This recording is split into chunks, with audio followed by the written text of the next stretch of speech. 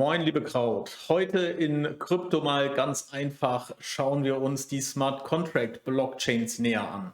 Wie wir im letzten Video gelernt haben, hier oben findet ihr das Video, falls ihr noch nicht gelernt habt, gibt es unterschiedliche Blockchains. Es gibt Blockchains, die lediglich Store of Value sind, wie Bitcoin oder andere.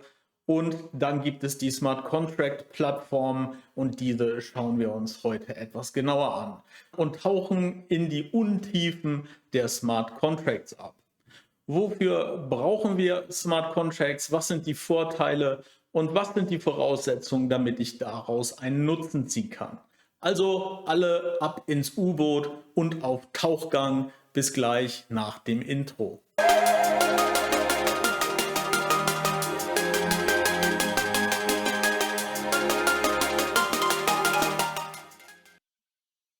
Wir beschäftigen uns heute mit Smart Contract Blockchains. Und hier im Hintergrund seht ihr die Anwendung von CrowdSwap.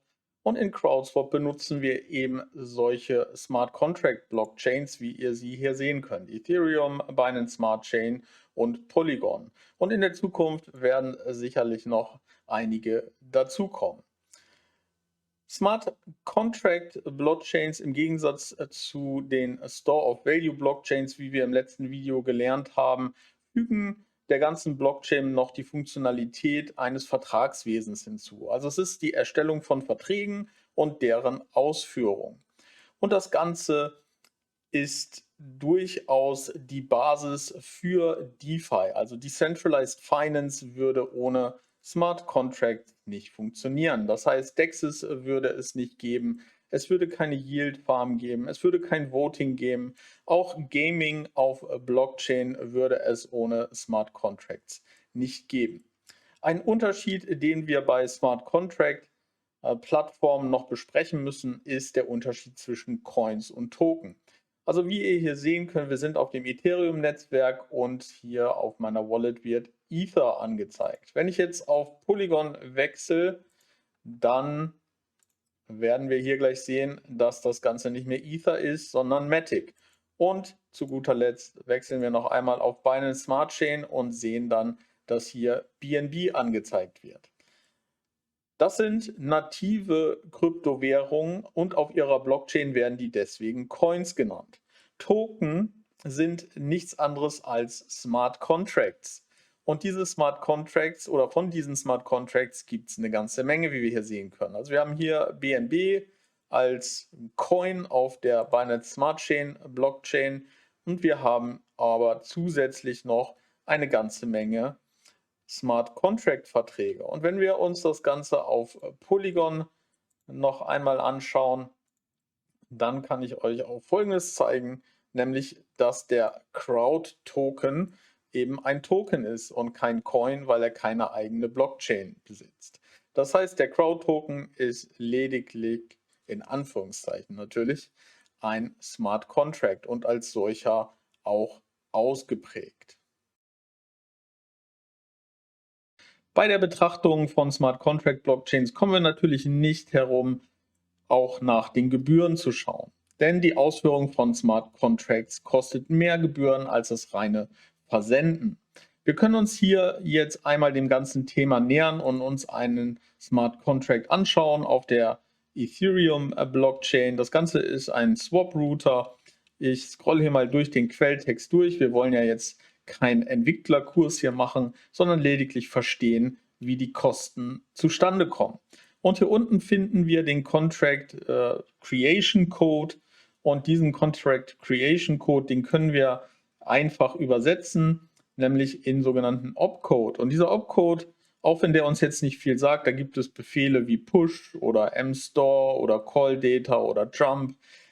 Diese Befehle oder diesen Befehlen sind über die Ethereum-Spezifikation, also es gilt für Ethereum-nahe Blockchains wie beispielsweise Polygon, aber auch viele andere, Phantom, Avalanche, sind die Befehle hier untergeordnet in verschiedene Klassen und diesen Klassen sind letztendlich Gaskosten zugeordnet. Also wir finden hier zum Beispiel den Push-Befehl wieder, der lediglich 3 Gas kostet.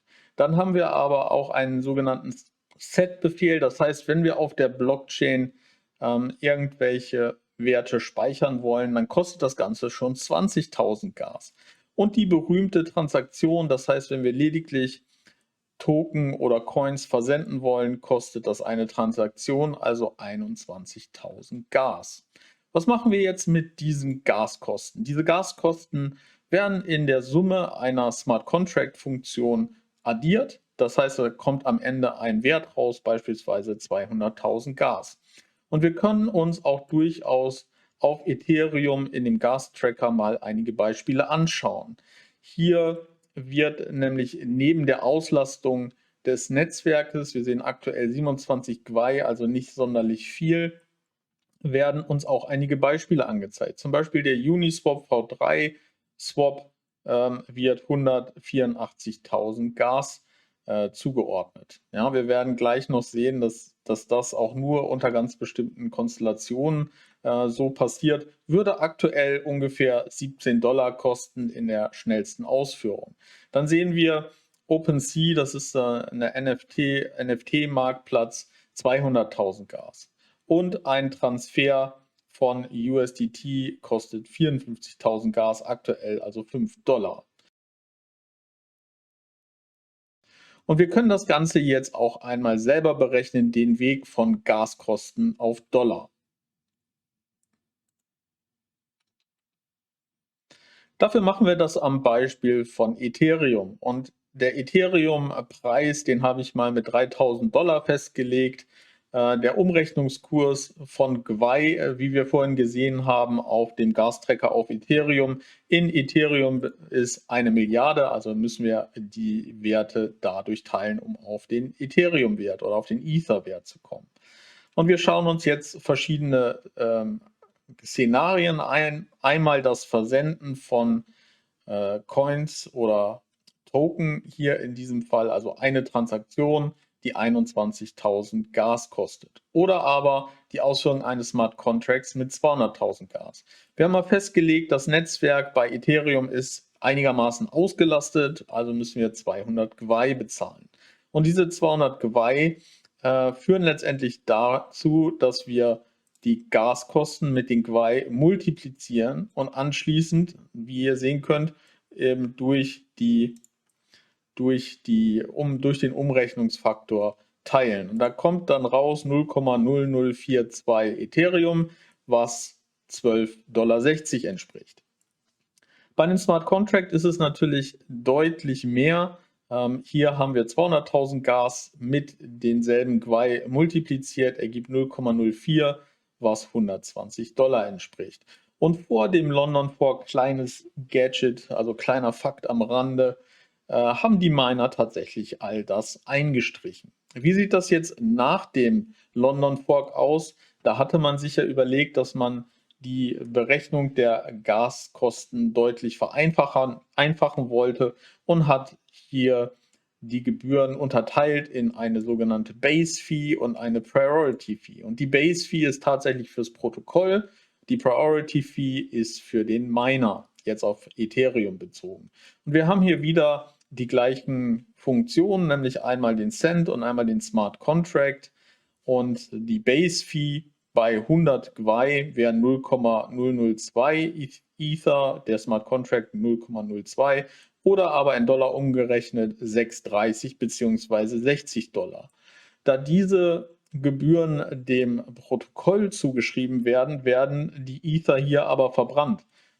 Seit neuestem, ich verlinke euch das gerne in der Videobeschreibung, gibt es nach dem London Fork eine Seite Watch the Burn. Da kann man sehen, wie viel Ether verbrannt werden und das Ganze soll dazu beitragen, dass Ethereum ein deflationäres Protokoll werden soll. Und die Miner-Fee, wie ihr hier seht, ist deutlich geringer. Jetzt kann man mit der Priority Fee sozusagen seine eigenen Transaktionen boosten und den Miner dazu veranlassen, diese bevorzugt zu verarbeiten. Ihr fragt euch jetzt sicherlich, ob ihr das jedes Mal selber so umständlich mittels einer Excel-Tabelle berechnen müsst oder ob es da nicht vielleicht bessere Möglichkeiten gibt. Und zum Glück gibt es ja CrowdSwap, wo das Ganze automatisch passiert.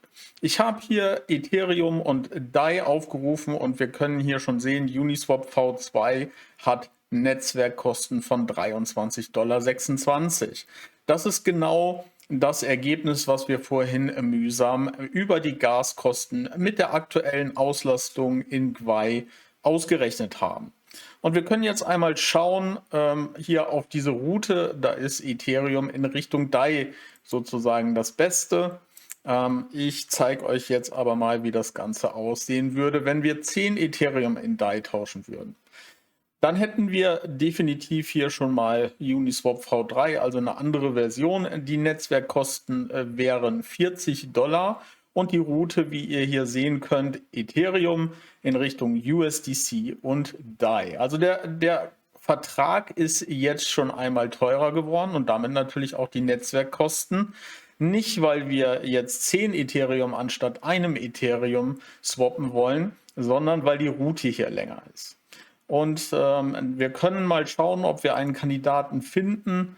Ja, Balancer ist auch etwas teurer, aber vielleicht SushiSwap. Bei SushiSwap sehen wir, dass die Netzwerkkosten hier sogar noch günstiger sind. Und das liegt daran, dass deren Route Ethereum in Richtung DAI halt nur einen Stop sozusagen hat. Also hier wird direkt getauscht. Das heißt, die Befehle, die auf der Blockchain ausgeführt werden, sind im Endeffekt günstiger. Das ist zwar schön und gut, dass SushiSwap hier eine tolle Route hat mit wenig Netzwerkkosten. Allerdings betrachtet CrowdSwap immer die Gesamtsumme. Das heißt also, hier habt ihr ein Total Paid von 29.236 für den Swap bei Uniswap V3 und bei SushiSwap habt ihr 29.273, also leicht höher. Ihr fragt euch jetzt sicherlich, was CrowdSwap machen muss, wenn der ein oder andere Anbieter die Smart Contracts optimiert, sprich dafür sorgt, dass die Gaskosten reduziert werden. Und CrowdSwap muss da gar nichts machen. Das Zauberwort heißt On-Chain-Daten. On-Chain-Daten sind die Daten auf der Blockchain, die bereits festgeschrieben wurden. Oder man könnte auch sagen, die Historie der Blockchain. Und mittels dieser On-Chain-Daten haben wir ein intelligentes Konstrukt aufgebaut, mit dem es uns möglich ist, die Netzwerkkosten, die ihr hier seht, relativ schnell zu ermitteln. Und das für jeden Token und für jede Route. Ihr habt also bei CrowdSwap immer sehr aktuelle Gaskosten hinsichtlich der Smart Contracts und damit auch aktuelle Gebühren. Was könnt ihr aus diesem Video jetzt für euch mitnehmen? Also zum einen, Smart Contracts bereichern die Kryptowelt und sind die Basis für DeFi. Mit zunehmender Komplexität, also Länge der Smart Contracts, steigen auch die Gebühren. Und du weißt jetzt, warum das so ist und auch wie man das berechnet. Ethereum-basierte Blockchains haben nach dem London Fork ein verändertes Gebührenmodell. Und was ganz wichtig ist, CrowdSwap zeigt dir immer die Gebühren transparent an. Du musst nichts selber berechnen und berücksichtigt diese auch bei der Ermittlung des besten Preises. Hast du Fragen, die wir eventuell noch nicht beantwortet haben? Dann lass bitte einen Kommentar da und wir werden vielleicht im nächsten Video schon deine Frage aufgreifen. Und mit einem Like und einem Abo motiviert uns das natürlich noch umso mehr. Also immer her mit den Themen. Crowd